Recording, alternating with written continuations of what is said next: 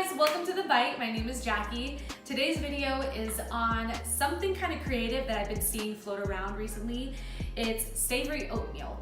And I've been seeing a lot of variations on this, but I thought why not come up with kind of a Middle Eastern version. The inspiration for this came from a soup that my dad always makes. It's really just like a chicken and vegetable soup, but the spices that he uses are just so distinctive. And I plan on sharing that recipe with you, but it'll have to be after Easter once Lent is over basically and I start eating meat again. I'll definitely be sharing that with you because it's one of my favorites. But it's a savory oatmeal and I'm gonna show you how I like to finish it off and what I like to top it with. But first, let's go over what is included. So of course you're gonna need some oats. These are old-fashioned oats, but really you can use any kind. I would say not to use the quick cooking oats because we are gonna be boiling the water and letting these cook for about 5 minutes. I have some onions and garlic, some tomatoes, some water to create the broth. And then over here, I have some spices. So I have turmeric, allspice, and a tiny bit of nutmeg. This, plus the onions and the garlic and the tomatoes, that's really gonna be the broth that the oatmeal cooks in. Some salt and some olive oil. And then, like a lot of Middle Easterns, I like the crunch on top. So you can use pine nuts. I just don't have any more on hand. So I am using slivered almonds. This is a really good substitute and a very common substitute for snow butter or the pine nuts. So I have a little bit of vegetable oil underneath. You could use butter, but again, this is Lent for us, so no animal products whatsoever. So vegetable oil, and these are just gonna cook, kind of get browned and a little bit toasty, and they're gonna smell really good and just add that extra punch that this dish needs. So let's go over to the stove and we'll start making our savory oatmeal. So I got a medium saucepan on medium heat. I'm just gonna add a little bit of olive oil to the pan, about a tablespoon or so. And then first thing I'm gonna add is my onions and my garlic. I want this to kind of get a little translucent, start to become fragrant, and then I'm going to add the tomatoes. And it's gonna kind of create a paste that's gonna go really well with the broth. I'll show you each step of the way, but first let me get these nice and translucent. So my pot could have heated up a little bit more, so while this is working and getting heated up, I have my slivered almonds over kind of medium-low heat. I'm doing this at the same time just because I just always make these, so I kind of know to keep an eye on them. But if you are not fully comfortable in the kitchen, I recommend doing the pine nuts separately when you can devote your full attention to it, because these can go from golden to burnt in like a matter of seconds depending on the heat. So you want to stay kind of in tune with both, otherwise just one at a time, it's fine. So now these are starting to sizzle. I'm gonna get to working on these in a couple minutes. I'll show you when I add the tomatoes. So the onions and the garlic are fragrant and translucent, and I know I said I was gonna add the tomatoes next, but I'm actually gonna add the spices. I wanna let these get nice and toasty, and the reason I do it in this order is because the the tomatoes kind of help to deglaze the bottom of the pan. So the little brown bits that come from the onions and the spices that are kind of hard to get off with just your spoon, the tomatoes will help take that right off and add a lot of flavor to the broth. So I'm going to let this heat up. Add in my tomatoes. See, you hear that? That means something's working down there. Adding this in, deglazing the pan, making sure that I get every little bit of those brown specks off of the bottom. And I am going to let this cook and kind of reduce so that the tomatoes get nice and juicy and bubbly and start to release their juices. In the meantime, I want to give this a good stir. Ooh, you can see that start to brown really nicely. This is going to add a lot of flavor and good crunch to the savory oatmeal. So I will show you the next step with this oatmeal once the tomatoes kind of cook down a little bit. So see how this is kind of starting to form almost like a paste?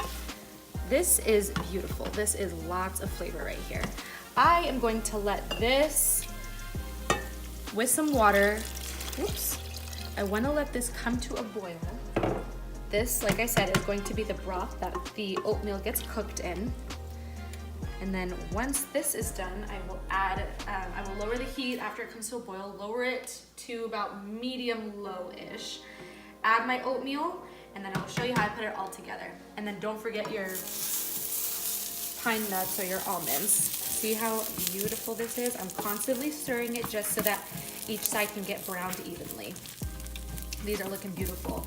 Once they are browned to your liking, turn off the heat obviously, but remove these and put them directly into a heat-safe bowl, because the longer they sit in the pan, they will continue to cook. So if you leave them in here, they're gonna turn black before you know it. So once, I don't know, maybe another 1 or 2 minutes, I'm gonna put them into a bowl and then continue on our oatmeal. So my broth has come to a boil. I'm gonna lower it down, and I tasted it off camera and I realized I didn't put any salt. So this is the importance of tasting your food as you go. So let me just add some salt. Give it a good stir. And then I can add all of my oatmeal. So when I was testing this recipe, I had added more water than what I have here. And I thought that I would prefer this to be kind of a soupy texture because it was inspired by a soup. But turns out that I actually preferred the savory oatmeal the day after because it had thickened up and it was a little more dry. I prefer it that way, but add or subtract the water to your liking. This measurement came actually directly from the box. So I will leave all that information in the directions on my blog. So let this cook for about 5 minutes. It's gonna thicken up and I will meet you at the table to serve it up. So the oatmeal is done. It's thickened up beautifully. I have my slivered almonds here, nice and toasty. And if you watched last week's video, you saw me make this hummus salad or salatat hummus or chickpea salad. Like I said, chickpea or hummus is just the word for chickpeas in Arabic. So this beautiful salad is going to be topping my savory oatmeal. So when I made this, I knew that I couldn't just do the savory oatmeal by itself. It needed a topper. It just needs it. And I just like texture. I like a variation of texture and flavors, so I thought this would go perfectly. So you take as much savory oatmeal as you want. I like to top it off with a lot of salad and the juice from the bottom. So when you're grabbing the salad, I like to stir it from the bottom so the juices get dispersed, but that lemon just brightens up this whole dish. Ugh, I love it. Okay, and finally, we're gonna top this all off with some slivered almonds or the pine nuts. And just look at how beautiful that looks. It's just very inviting. It's very warm and fresh. It's got everything. All right, I'm gonna take a bite.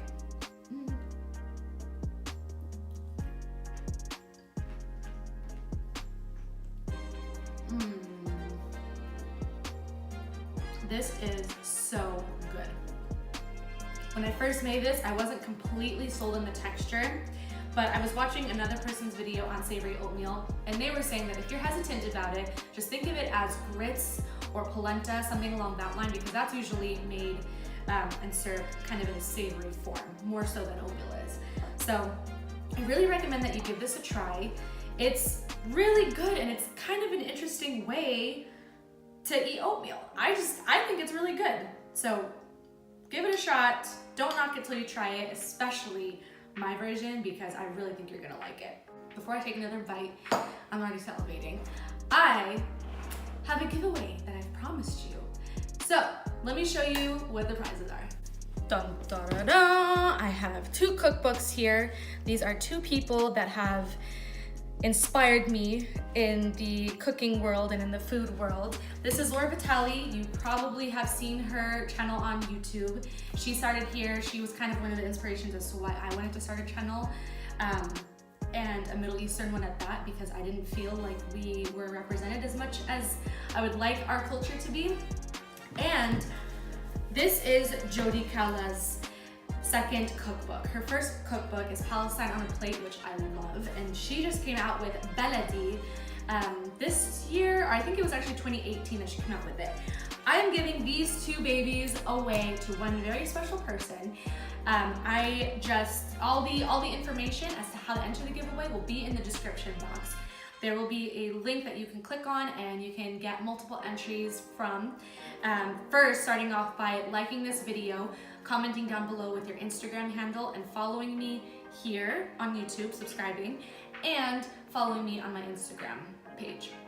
So that's the start, and then more instructions will be down below. And yeah, please enter. This is really, like, I love these 2 books.